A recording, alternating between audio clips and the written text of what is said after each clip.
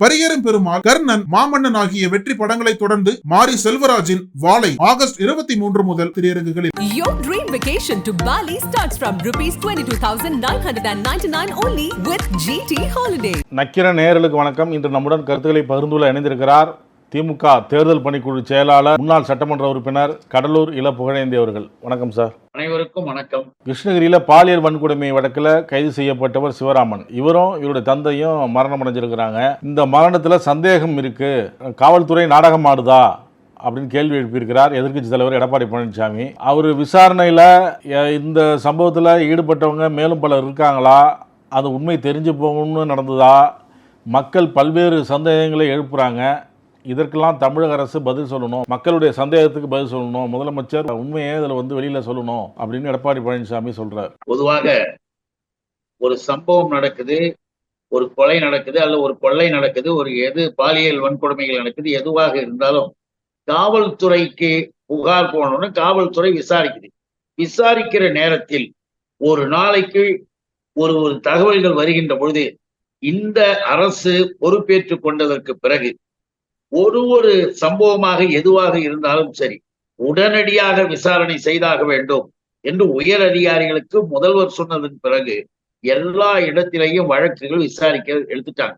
இந்த வழக்கு இவர் ஒரு அரசியல் கட்சியை சேர்ந்தவராக இருந்தாலும் போலித்தனமாக வேடம் போட்டுக்கொண்டு இல்ல சர்டிபிகேட்லாம் மாறி திருட்டுத்தனமா கள்ளத்தனமாக அந்த பொறுப்பை போய் இருந்துகிட்டு என்சிசி கேடர் லெவல் அப்படின்னு சொல்லி ஸ்கூலையும் ஏமாற்றி வெளியில இருக்கிறவர்களையும் ஏமாற்றி, ஆனால் ஒட்டுமொத்தமாக இதுக்கெல்லாம் அந்த சிவராமனுடைய தலைவராக இருப்பது யாருன்னு எல்லாருக்கும் தெரியும்.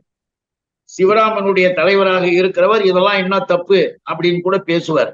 அவர் அவங்கள சப்போர்ட் கூட பண்ணுவார். இந்த சிவராமன் பாலியல் வன்கொடுமைகளில் ஈடுபட்டு அந்த குழந்தை போய் சொன்னதற்கு பிறகு நடவடிக்கை எடுக்க உள்ள தூக்கி போடும் பொழுது சிவராமன் என்ன சொல்றப்பல, அதுக்கு முந்தைய விஷம் சாப்பிட்டுட்டு எலி பாச்சானம் சாப்பிட்டுட்டு தான் உள்ள போய் மறுபடியும் ட்ரீட்மெண்ட் எல்லாம் கொடுக்குறாங்க. அப்படிப்பட்ட ஒரு நிலையில் இருக்கிற இந்த சிவராமன், அவங்க தந்தையார் அவர்கள் ஏற்பட்ட அவமானத்தின் சார்பாக அவரு பாவம் தள்ளாத அவரு எங்க போய் வண்டியில் அடிபட்டு அவர் போயிட்டாரு.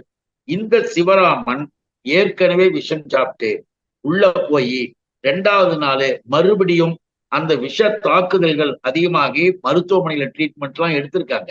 இதுல என்ன இப்ப எடப்பாடிக்கு சந்தேகம்? எடப்பாடிக்கு என்ன சந்தேகம் தெரியுங்களா? வேற ஒண்ணும் கிடையாது. நேற்றைக்கு ஒரு பேட்டி கொடுக்கின்ற பொழுது இந்த பாஜகவினுடைய 420 மலை இருக்காப்லையே, பாஜகவினுடைய தலைவர் 420 மலை இப்படிப்பட்ட சந்தேகங்களை அங்கங்க தூண்டி வர்றது மட்டுமல்ல, நாங்கள் எதிர்காலத்தில் மாமன் மச்சான் கூட்டணி வைக்க இருக்கிறோம், அப்பொழுது தெரியும் நாங்கள் யார் அப்படின்னு தேர்தலுக்கு மாமன் மச்சானெல்லாம் கூப்பிட்டுக்கிட்டு அண்ணாமலை ஒரு பேட்டி கொடுத்தாப்புல. அந்த அண்ணாமலையும் இந்த எடப்பாடியும் மாமன் மச்சானாக இருந்து எந்த பிரச்சனைகள் எங்கு நடந்தாலும் உடனே சந்தேகம் விட்டது, உடனே இப்படி செய்யணும், உடனே எடப்பாடியினுடைய ஆட்சி காலத்துல நேரடியாக நடைபெற்ற சம்பவங்களுக்கு கூட விசாரணை கிடையாது. சுட்டுத்தள்ளதுக்கு கூட 1 வாரம் 10 நாளைக்கு என்னன்னு கூட கேட்கல. எதுவுமே இல்லாத எடப்பாடி பழனிசாமியுடைய ஆட்சி காலத்தையும் எல்லா வகையிலையும் விசாரணை செய்து முறையாக நடக்குது. முறையாக நடக்கிற காரணத்தினால் இந்த உண்மை நிலைகள்லாம் வந்துகிட்டு இருக்கு. இதுல மேலும் மேலும் கிளறி விட்டு என்ன ஆகும் தெரியுங்களா? வழக்கை திசை திருப்புகிற வேலைக்கு கூட எடப்பாடி போவதுக்கு வாய்ப்பு இருக்கு. ஏன்னா சிவராமனுடைய தலைவர் அப்படிப்பட்ட வேலையெல்லாம் செய்யக்கூடிய ஒரு ஆளு. அதுக்காக சொல்றோம், இந்த வழக்கு காவல்துறை விசாரித்து முறையாக சட்ட ஒழுங்கு பிரச்சனையை ஏற்படாத வகையில் செய்து கொண்டிருக்கு. இனிமேல் இப்படி யாரும் என்சிசி பள்ளிக்கூடங்களில் கல்வி நிலையங்களில் அனுமதியின்றி இவைகளை எதுவுமே இருக்கக்கூடாதுன்ற உத்தரவையும் மாநிலம் முழுவதும் நம்ம அரசு போட்டாச்சு. ஆக எல்லா நடவடிக்கையும் எடுக்கப்பட்டிருக்கு. அது தெரியாம உளறிக்கிட்டு இருக்காப்புல இடம். முன்னாள் அமைச்சர் ஜெயக்குமார் செய்தியாளர் சந்திக்கும் பொழுது திமுக அமைச்சர்கள் நிர்வாகிகள் மேல பல்வேறு வழக்குகள் இருக்கு, அதனால மத்திய அரசுக்கு திமுக இப்ப சொம்பு தூக்குது அப்படிங்கிறார். அதாவது கலைஞர் நாணயம் வெளியீட்டு விழாவில் ஒன்றிய அரசு கலந்துக்கிச்சு, இரு குடும்ப நிகழ்ச்சி மாதிரி நடக்குது, ஸ்டாலினுக்கு தலைவர் மோடி தான் அப்படிங்கிற மாதிரி நிகழ்வு இருந்தது அப்படிங்கிறார். இவ்வளவு பெரிய மடத்தனமா ஜெயக்குமார் பேசுறதுக்கு என்ன காரணம்? ஏன்னு சொன்னீங்கன்னா, தொடர்ந்து தன்னுடைய பேர் வெளியில வரணும். தன்னை பற்றி எல்லா இடத்துலயும் போடணும். அதிமுகனா அவர் தான் சொல்றதுக்கு இவர் பேர் வரணும்னு உளறிக்கிட்டு கிடக்குறாப்ல. நீ ஒரு மினிஸ்டரா இருந்த ஆள் தானே, உனக்கு கொஞ்சம் கூட தெரியாது? அரசு விழான்னா என்ன? அரசு விழா என்பது ஒன்றிய அரசாங்கத்தின் மூலமாக வெளியிடக்கூடிய நாணயத்தை விழா கொண்டாடுகின்ற போது அந்த விழா ஏற்பாடு நிகழ்வுகளை தமிழ்நாடு அரசு செய்யும். ஆகாது ஒரு அரசு விழா. அந்த அரசு விழாவில் வந்தவங்க எல்லாருமே மிக தெளிவாக முத்தமிழறிஞர் கலைஞர் அவருடைய பெருமையை போற்றினார்கள், புகழ்ந்தார்கள்.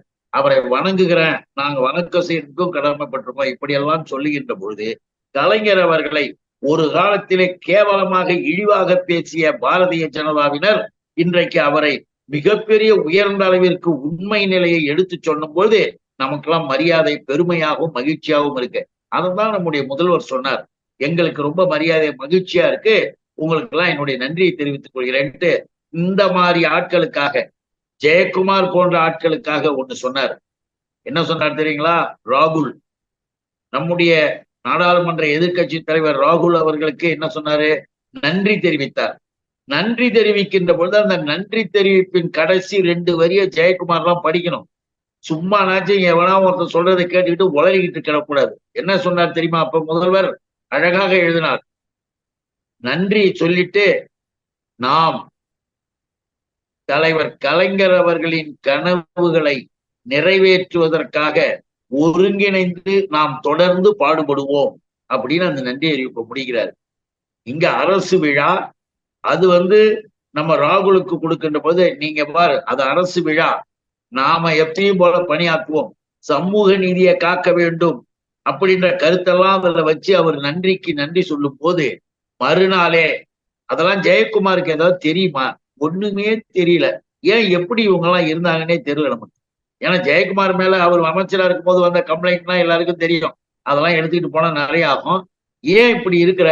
இப்போ மறுநாளே நேரடி நியமனமாக 45 IAS லெவல்ல இருக்கக்கூடியவர்களை எல்லாத்தையும் அந்த ஆணையத்தினுடைய விதிமுறைகளை தளர்த்திட்டு நேரடியாக எடுக்க போறோம்னு அறிவிப்பு வந்த உடனே எங்களுடைய தலைவர் கண்டனம் தெரிவித்தது மட்டுமல்ல, உடனே அட்வொகேட் வில்சன் எம்பியின் மூலமாக மிக தெளிவாக லீகலா அது தப்புன்றதையும் அவங்களுக்கு ஒரு செய்தி கொடுத்தாரு.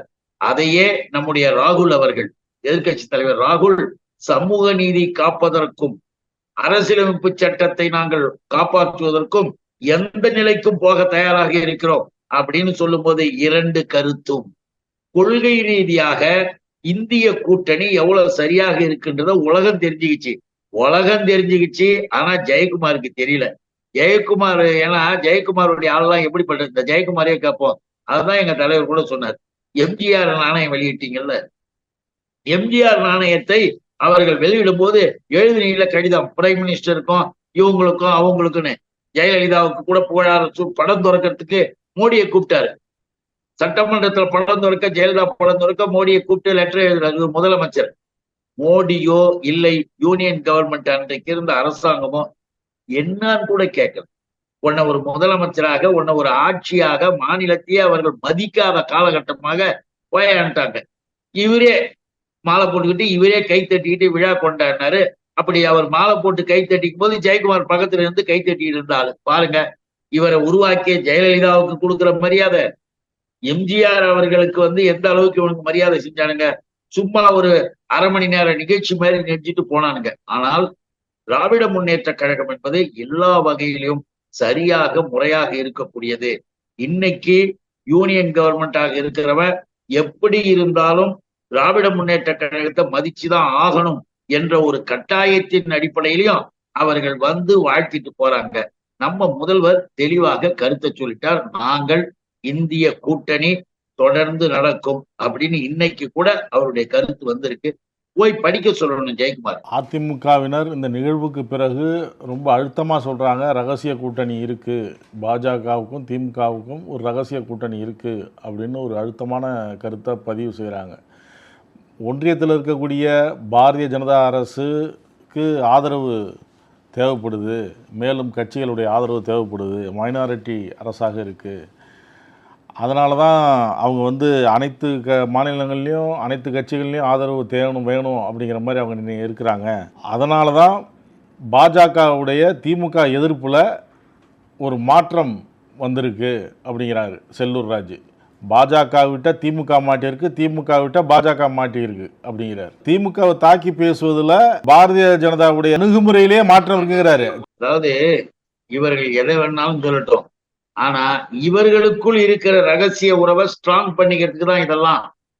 பிஜேபிக்கும் அதிமுகவிற்கும் இவர்களுக்கும் இருக்கின்ற இந்த உறவு என்னன்னு கேட்டீங்கன்னா, திராவிட முன்னேற்ற கழகத்தை வீழ்த்த வேண்டும், அது மக்கள் சக்தி பெருமையாக இருக்குதே, அதுக்கு நாம 2 பேரும் பிரிஞ்சிருப்போம். நீ எங்களை திட்டுற மாதிரி திட்டு, நான் உங்களை திட்டுற மாதிரி திட்டுறோம், நாம 2 பேரும் பிரிஞ்சியே இருப்போம், திமுகவுக்கு ஒரு பழியை உண்டாக்கணும், அதை செய்யுங்கன்னு அவனுங்க போட்ட பிளானுடைய விளைவுதான் இவர்கள் இப்படி பேசுவது. ஏன்னா ஒரு அரசு விழா முடிஞ்சு என்ன, விழா முடிஞ்சதுக்கு பிறகு நடக்கிற சம்பவத்தை பார்ப்பியா, அரசியலை பார்ப்பியா? அவர் இப்ப திட்டமாட்டேன்டாரு, இவர் திட்டமாட்டேன்டாரு எடப்பாடி, இன்னும் இந்த கூட்டமெல்லாம் சேர்ந்துக்கிட்டு 420 மலை எல்லாம் சேர்ந்துக்கிட்டு 420 மலை என்ன பண்ணிச்சு, எடப்பாடி மேல உழுந்து கடிச்சுது. அவங்க 2 பேரும் வெளியில நடிக்கிறானுங்க நாடகம், அது ஒரு காட்சி. ரகசிய உறவு எது தெரியுங்களா? இப்ப நான் சொல்றேன், நீட்டு வருது, அதே மாதிரி குடியுரிமை சட்டம் வருது. குடியுரிமை சட்டம்லாம் வரும்பொழுது எதிர்கட்சிகளோடு இணைந்து நாங்களும் எதிர்க்கிறோம், ஏற்றுக்கொள்ள மாட்டோம் என்று எடப்பாடியினுடைய அதிமுக அன்னைக்கு சொல்லிச்சு. சொன்ன உடனே பரவாயில்ல, அதிமுகவை அப்ப நிறைய எம்பிகள் இருந்தாங்க, அதிமுகவை எதிர்க்குது அப்படின்னு எல்லா எதிர்கட்சிகளும் நினைக்கும் பொழுது ஓட்டெடுப்பு வருகின்ற பொழுது வாக்கெடுப்பு, வாக் அவுட், வாக்கு நடக்கிற நேரத்துல வாக் அவுட் போயிட்டா என்னாச்சு, இவர்கள் எதிர்த்து ஓட்டு போடாத காரணத்தால் அந்த சட்டம் நிறைவேறியது. அப்ப என்ன தெரியுது அவங்களுக்கு? நானே எதிர்த்து பேசுற மாதிரி எல்லாரும் கூட பேசுவேன், உங்களுக்கு என்ன மிஸ்டர் மோடி சார், சட்டம் தானே வேணும், நான் அந்த நேரத்துல வாக் அவுட் பண்ணிட்டோம்னா இருக்கிற எம்பியில யார் அதிகம், உங்களுக்கு ஜெயிச்சிட போகுது அப்படின்னு சொல்லி எதிர்க்கிறார் போல எதிர்ப்பது, ஓட்டு போடுற நேரத்துல வாக் அவுட் பண்ணி வெளியில போயிடுறது. இவர்கள் வாக் அவுட் பண்ணதுனாலேயே அவைகளெல்லாம் சட்டமாச்சு. இதுதான் ரகசிய உறவு, மறைமுக உறவு, கேவலமான உறவு. இந்த அரசாங்கம் மக்களை காட்டி கொடுக்கிற இந்த கயமைத்தனம் திமுகவுக்கெல்லாம் கிடையாது. அதைத்தான் முதல்வர் அவர்கள் மிக தெளிவாக சொன்னார்கள். அண்ணன் இந்திரா காந்தி அம்மையார் சொன்னாரு, திமுக கலைஞர் அவர்கள் எதிர்த்தாலும் கொள்கை பூர்வமாக கடைசி வரை எதிர்ப்பார்கள், ஆதரித்தாலும் கொள்கை பூர்வமாக உறுதியாக நின்று ஆதரிப்பார்கள். அதுதான் திமுகன்னு சொன்னது அண்ணன் இந்திரா காந்தி அம்மையார். அததான் நம்முடைய முதல்வர் கூட எடுத்து சொன்னாங்க. இவர்களுக்கு இதெல்லாம் புரியறதுக்கு வாய்ப்பு இல்லை. ஆனால் ஒரு பெரும் கூட்டம் தயாராயிடுச்சு. இப்ப கூட புதிய கூட்டத்தெல்லாம் தயார் பண்றாங்க. எல்லாமே பிஜேபியினுடைய பணத்தையும் காசையும் வாங்கிக்கிட்டு திமுகவை நீயும் பேசு நானும் பேச, நீ என்ன திட்டு நான் உன்ன திட்டுறேன், நாம ஓட்டுக்களை பிரிச்சு எடுத்து அவர்களை சந்திக்கணும்னு முடிவு பண்ணிட்டானுங்க. ஆக ரகசிய உறவினுடைய நாடக காட்சி தான் அது என்பது என்னுடைய குற்றச்சாட்டு. தமிழகத்தில் பல இடங்களில் வகுப்பு வாரிய சொத்துக்கள் முறைகேடாக விற்கப்பட்டிருக்கு. இதன் மூலம் 2000 கோடி அளவுக்கு காசு பார்த்துருக்குறாங்க. இது குறித்த பதிலை தமிழக அரசு உரிய முறையில் கொடுக்கணும் அப்படிங்கிறார் ஜெயக்குமார். இது ஜெயக்குமார் எதை பார்த்து விட்டு யார்கிட்ட கேட்டுட்டு இந்த அறிக்கை கொடுக்கிறாரு? என்ன பண்ணாரு? வக்ஃப் வாரியம் என்பது ஒரு போர்டு, அதோட நிர்வாகம் இருக்குது. அந்த வக்ஃப் நிர்வாகத்தின் மூலமாக எடுக்கிற நடவடிக்கைகள், அதற்கு யார் பதில் சொல்லணும்? இவர் கேட்டதுக்கு வக்ஃப் வாரியத்தினுடைய பதில்கள், நீ ஏதாவது பேப்பர் வச்சிருக்கியா, நீ ஏதாவது ஆதாரம் வச்சிருக்கியா, வாய்க்கு வந்ததெல்லாம் குற்றம் சொல்லிடுறதா? உங்களுக்கு யார் இதை? நான் ஏற்கனவே சொன்னேன், மறைமுகமாக பிஜேபி கூட டான்ஸ் ஆடுற கூட்டம் இதுன்னு. அதுக்கு இதுவும் ஒரு ஆதாரமா சொல்றேன். இந்த விவகாரத்துல ஆளும் கட்சிக்கு தொடர்பு இருக்குங்கிறாரு அவரு. அதான் எல்லா இடத்துலயும் ஆளுங்கட்சியை இழுத்து பேசுறது ஜெயக்குமார். ஆனா ஒரு உண்மை என்ன, வக்ஃப் வாரிய சொத்துக்கள் பல ஏற்கனவே நடவடிக்கை எடுக்கின்ற பொழுது அதிமுகவினுடைய அமைச்சராக இருந்தவர்களிடம் அந்த சொத்துக்கள் பல கைப்பற்றப்பட்டன. இது இதற்கு முந்தி நடந்தது. ஜெயக்குமார் அதெல்லாம் மறைக்கிறாரா தெரியலையா நமக்கு தெரியாது. ஆனால் அந்த போர்டின் மூலமாக நடவடிக்கை இருக்கு. நீ என்ன பண்ணணும்? கோர்ட்டுக்கு போ, ஏன் நீதிமன்றத்துல கேளு, தப்பா இருந்தா நடவடிக்கை எடு, உன்னை யார் வேணான்னாங்க? அப்போ கோர்ட்ல நாங்க பதில் சொல்லிக்கிறோம். ஆதாரமும் கிடையாது, ஒண்ணும் கிடையாது. வாய்க்கு வர்றத குற்றச்சாட்டு தப்புன்னு எதையாவது சொல்லிட்டு போய்கிட்டே இருக்கிறது.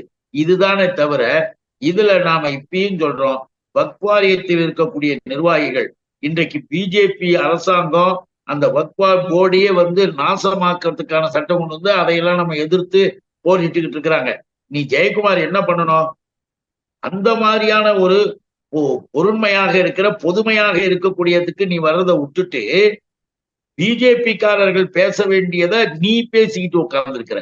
அதனாலதான் சொல்றது, உனக்குன்னா உன் கட்சிக்கும் பிஜேபிக்கும் இருக்கிற ரகசிய உறவை நீங்களே மறுபடியும் ஒரு தடவை லைட்டை போட்டு காட்டுறீங்க. பாஜக மாநில தலைவர் சொல்றாரு, தமிழகத்துல காமராஜர் ஆட்சிக்கு பிறகு ஊழல் நிறைய நடக்குது. திராவிட கட்சிகள் இல்லாம பாரதிய ஜனதா வந்தாதான் அந்த ஊழலை ஒழிக்க முடியும். ஒரு முன்னோட்டமா திராவிட கட்சிகள் இல்லாமல் ஒரு கூட்டணியை 2024 நாடாளுமன்ற தேர்தலில் நம்ம பார்த்தோம். அதில் பாஜக முன்பை விட அதிக வாக்குகள் பெற்றிருந்தது. இப்போ 2026லையும் திராவிட கட்சிகள் இல்லாத ஒரு கூட்டணியை உருவாக்கி ஆட்சியை பிடிப்போம், ஊழலை ஒழிப்போம் அப்படிங்கிறார். கனவு கூட காண வேணாம். இந்த 420 நீ எங்க இருந்து எந்த நாட்டில இருந்து வந்தீங்க? உனக்கு என்ன ஆட்சி? தமிழ்நாட்டில் நடக்கிற ஆட்சி அதிகாரத்தை பற்றிலாம் உங்களுக்கு தெரியுமா? இந்த ஆட்சி அதிகாரத்தில் இன்னைக்கு இந்தியாவிலேயே கல்வியில முதன்மை மாநிலமாக தமிழ்நாடு இருக்கு. உன் ஸ்டேட்லாம் கிடையாது. தமிழ்நாட்டுலதான் எல்லா விதத்திலேயும் மக்களுடைய இப்ப பிரைமரி ஹெல்த் சென்டர் கூட உன் உத்தரப்பிரதேசம், குஜராத், மத்திய பிரதேசம், ராஜஸ்தான் உன் பிஜேபி கிடையாது. போய் பாரு.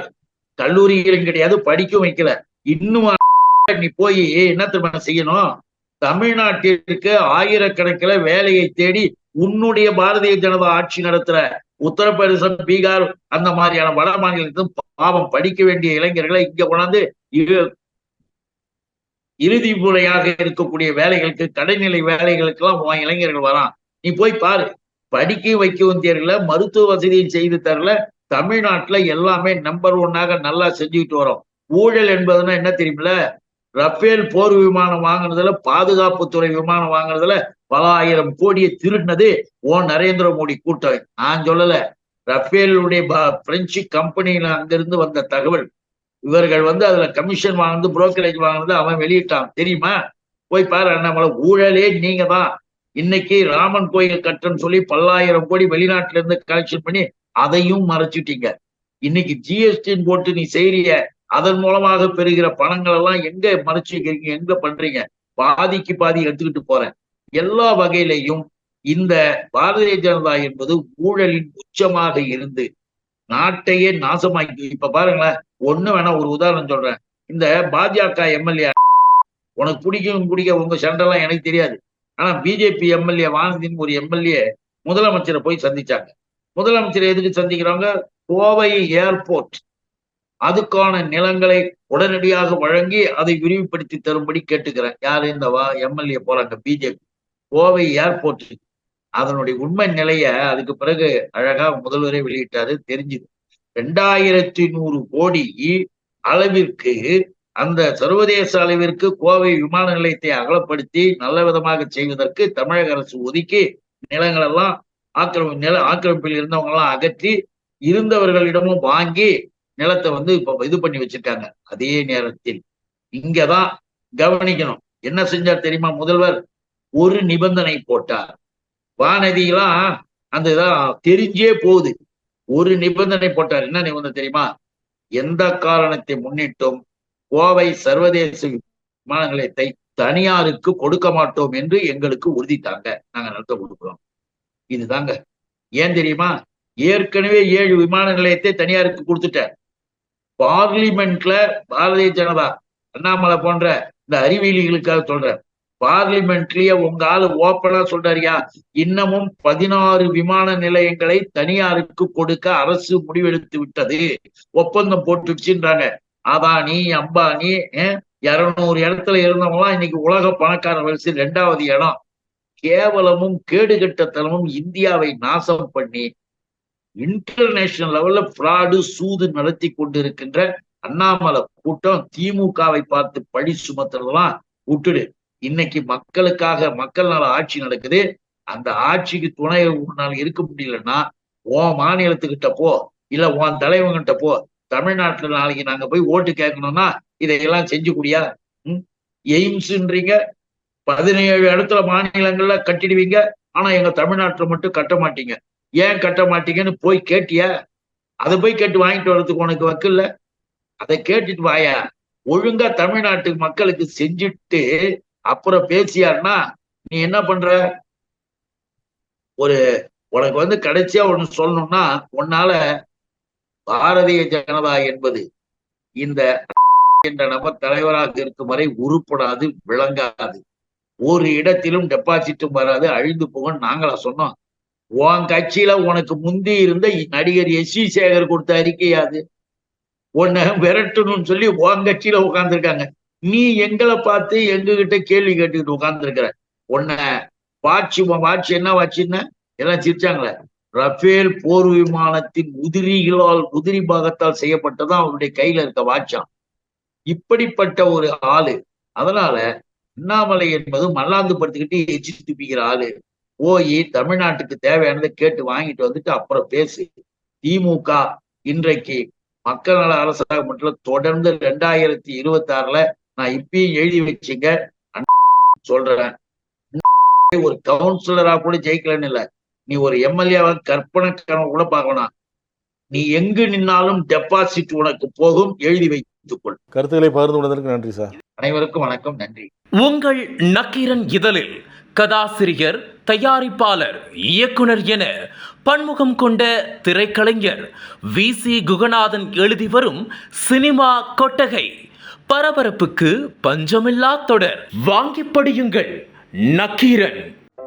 நக்கீரன் டிவிக்கு சப்ஸ்கிரைப் செய்யுங்கள். உங்கள் ஆதரவே எங்கள் பலம்.